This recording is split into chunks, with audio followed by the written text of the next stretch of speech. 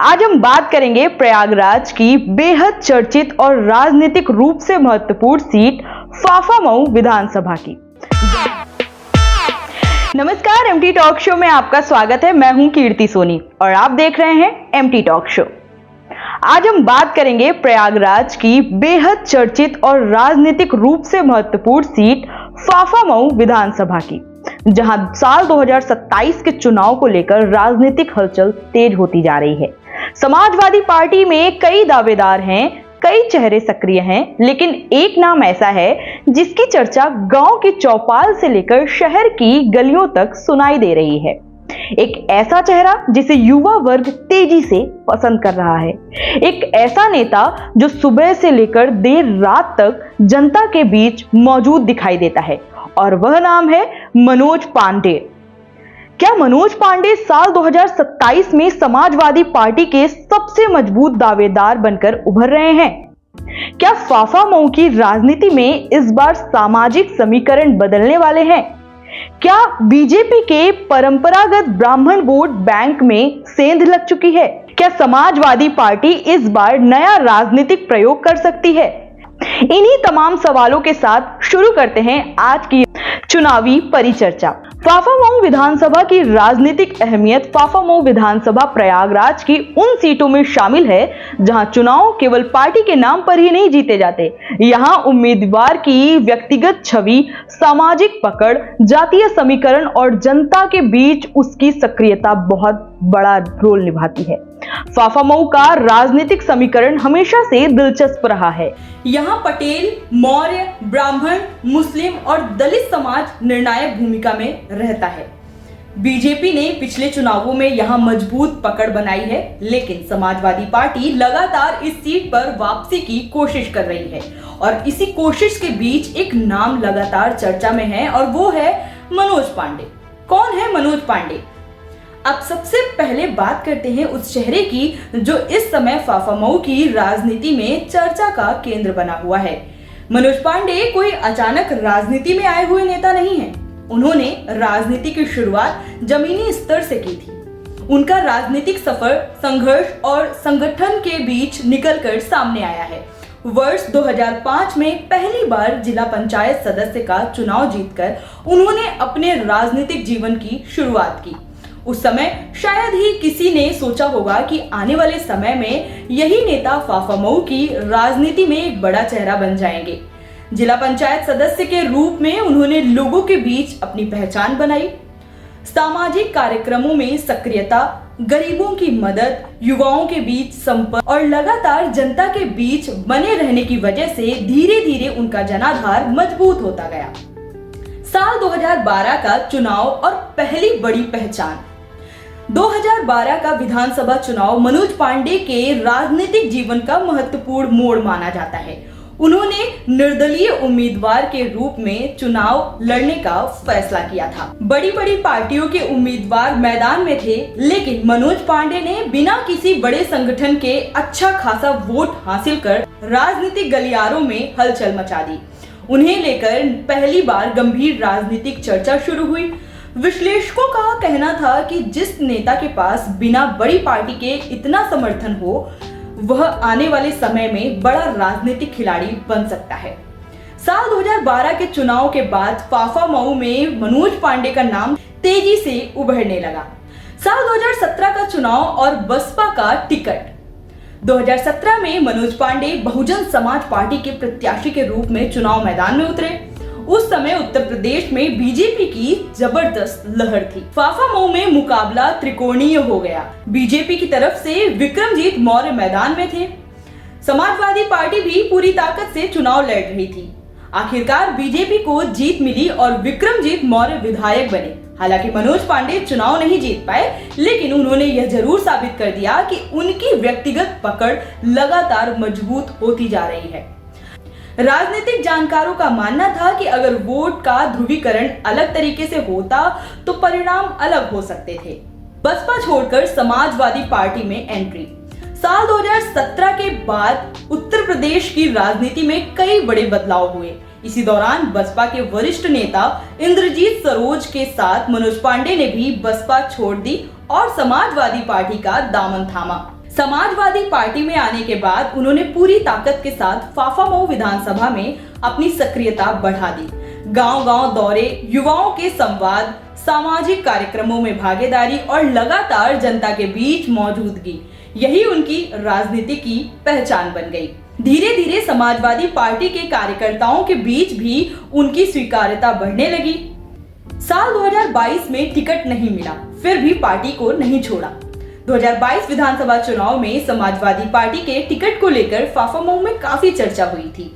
कई कार्यकर्ताओं और स्थानीय लोगों को उम्मीद थी कि पार्टी इस बार मनोज पांडे को उम्मीदवार बनाएगी, लेकिन समाजवादी पार्टी ने सामाजिक समीकरण को साधने के प्रयास में पूर्व मंत्री अंसार अहमद को टिकट दे दिया।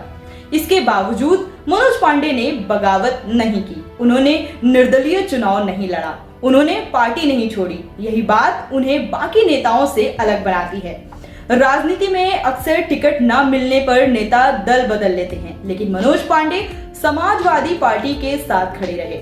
चुनाव के बाद फाफामऊ में यह चर्चा लगातार होती रही कि अगर समाजवादी पार्टी ने ब्राह्मण समाज में मजबूत पकड़ रखने वाले मनोज पांडे को टिकट दिया होता तो शायद चुनाव परिणाम अलग होते। बीजेपी से गुरु प्रसाद मौर्य चुनाव जीत गए, लेकिन विपक्षी खेमे में यह सवाल लगातार उठता रहा कि क्या समाजवादी पार्टी ने सही दांव खेला है। साल 2027 के लिए जबरदस्त तैयारी। अब आते हैं सबसे महत्वपूर्ण हिस्से पर। साल 2027 के चुनाव को लेकर मनोज पांडे पूरी ताकत के साथ मैदान में दिखाई दे रहे हैं। सुबह से देर रात तक जनता के बीच रहना, हर छोटे बड़े कार्यक्रम में शामिल होना, युवाओं से संवाद करना, धार्मिक आयोजनों में भाग लेना और लगातार क्षेत्रीय मुद्दों को उठाना, यही उनकी सबसे बड़ी ताकत बनती जा रही है। उनके समर्थकों का दावा है कि फाफामऊ में इस समय जितनी सक्रियता मनोज पांडे दिखा रहे हैं, उतनी शायद ही कोई दूसरा नेता दिखा रहा हो। ब्राह्मण समाज में मजबूत पकड़। फाफामऊ की राजनीति में जातीय समीकरण हमेशा से निर्णायक रहे हैं। ऐसे में सबसे ज्यादा चर्चा इस बात की हो रही है कि मनोज पांडे ब्राह्मण समाज में अपनी मजबूत पकड़ बना चुके हैं। कहा जा रहा है कि बीजेपी का जो परंपरागत वोट बैंक माना जाता था, उसमें अब बदलाव के संकेत दिखाई दे रहे हैं। हालांकि राजनीति में अंतिम फैसला जनता करती है, लेकिन राजनीतिक चर्चाओं में यह बात तेजी से कही जा रही है कि मनोज पांडे ब्राह्मण समाज को काफी हद तक अपने साथ जोड़ने में सफल रहे हैं। युवाओं के बीच लोकप्रिय चेहरा मनोज पांडे की सबसे बड़ी ताकत युवाओं के बीच उनकी लोकप्रियता मानी जाती है। आज का युवा केवल भाषण नहीं सुनना चाहता, वह ऐसा नेता चाहता है जो उसके बीच मौजूद रहे, उसकी बातें सुने और हर समय उपलब्ध रहे। फाफामऊ में कई युवा मनोज पांडे को ऐसे ही नेता के रूप में देखते हैं। चाय की दुकानों से लेकर कॉलेजों तक, पंचायतों से लेकर बाजारों तक युवाओं के बीच उनकी चर्चा तेजी से बढ़ रही है। पत्नी कल्पना पांडे की जीत भी बनी ताकत। मनोज पांडे की राजनीतिक ताकत का अंदाजा इसी बात से लगाया जाता है कि उन्होंने अपनी पत्नी कल्पना पांडे को श्रृंगवरपुर का प्रथम ब्लॉक प्रमुख बनवाया, और यह उस समय हुआ जब प्रदेश में बीजेपी की सरकार थी। राजनीतिक विश्लेषकों का कहना है कि ब्लॉक प्रमुख का चुनाव केवल लोकप्रियता से नहीं, बल्कि मजबूत संगठन और राजनीति से जीता जाता है। इस जीत ने यह साबित कर दिया कि मनोज पांडे की पकड़ केवल विधानसभा तक सीमित नहीं है, बल्कि स्थानीय राजनीति में भी काफी मजबूत है। विचारधारा से समझौता नहीं। कहा जाता है कि मनोज पांडे को अन्य दलों से भी चुनाव लड़ने की प्रस्ताव मिले, लेकिन उन्होंने विचारधारा से समझौता नहीं किया। उन्होंने समाजवादी पार्टी के साथ बने रहने का फैसला किया। यह बात समाजवादी पार्टी के कार्यकर्ताओं के बीच उनकी विश्वसनीयता को भी और मजबूत करती है। धार्मिक छवि और कृष्ण भक्ति। मनोज पांडे की छवि केवल राजनीतिक नेता की नहीं है, बल्कि धार्मिक और सामाजिक व्यक्ति की भी है। वे कृष्ण भक्ति में लीन रहते हैं और धार्मिक आयोजनों में सक्रिय भागीदारी करते हैं। मनोज पांडे के समर्थकों का कहना है कि यही वजह है कि पारंपरिक परिवारों और ब्राह्मण समाज में उनकी स्वीकार्यता लगातार बढ़ रही है। अखिलेश यादव के करीबी विचार। राजनीति में मनोज पांडे समाजवादी पार्टी के राष्ट्रीय अध्यक्ष अखिलेश यादव को अपना पसंदीदा नेता मानते हैं। वे खुलकर कहते हैं कि साल 2027 में वे अखिलेश यादव को उत्तर प्रदेश का मुख्यमंत्री बनते देखना चाहते हैं। समाजवादी पार्टी के कार्यकर्ताओं के बीच भी यह बात उन्हें मजबूत नेता के रूप में स्थापित करती है। जनता को क्या वादे?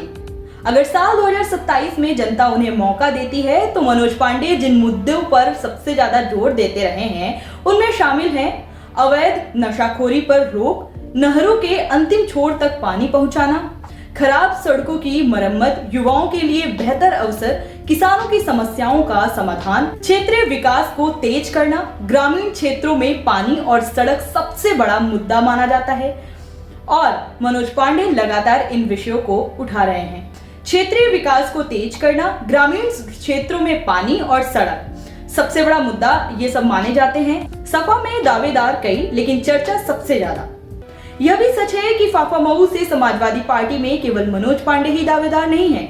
दूधनाथ सिंह पटेल, अंसार अहमद सहित कई नेता टिकट की दौड़ में बताए जा रहे हैं। हर नेता का अपना सामाजिक आधार और राजनीतिक अनुभव है, लेकिन मौजूदा समय में जिस नाम की चर्चा सबसे ज्यादा सुनाई दे रही है वह है मनोज पांडे का ही। बदल जाएगा फाफामऊ का समीकरण? सबसे बड़ा सवाल यही है। क्या साल 2027 में फाफामऊ का चुनाव जातीय समीकरण से ऊपर उठकर जमीनी सक्रियता पर जाएगा? क्या समाजवादी पार्टी इस बार नया चेहरा सामने लाएगी? क्या बीजेपी अपनी मजबूत पकड़ बरकरार रख पाएगी?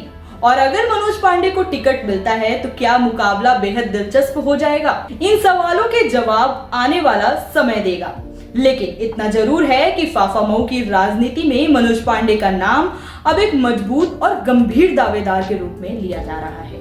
फाफामऊ विधानसभा का साल 2027 चुनाव अभी दूर है, लेकिन राजनीतिक माहौल पूरी तरह बन चुका है। मनोज पांडे लगातार जनता के बीच सक्रिय हैं, युवाओं में उनकी लोकप्रियता बढ़ रही है, ब्राह्मण समाज में उनकी पकड़ की चर्चा हो रही है और समाजवादी पार्टी में वे मजबूत दावेदार माने जा रहे हैं। लेकिन राजनीति में अंतिम फैसला जनता करती है। जनता किसे मौका देगी, कौन टिकट पाएगा और कौन चुनाव जीतेगा, यह आने वाला समय तय करेगा। फिलहाल इतना तय है कि फाफामऊ की राजनीति में मनोज पांडे को नजरअंदाज करना आसान नहीं होगा। इसी के साथ आज की यह विशेष चुनावी परिचर्चा यहीं समाप्त होती है। फिर हम किसी विधानसभा और नेता पर चर्चा करेंगे। तब तक के लिए देखते रहिए एमटी टॉक शो। धन्यवाद।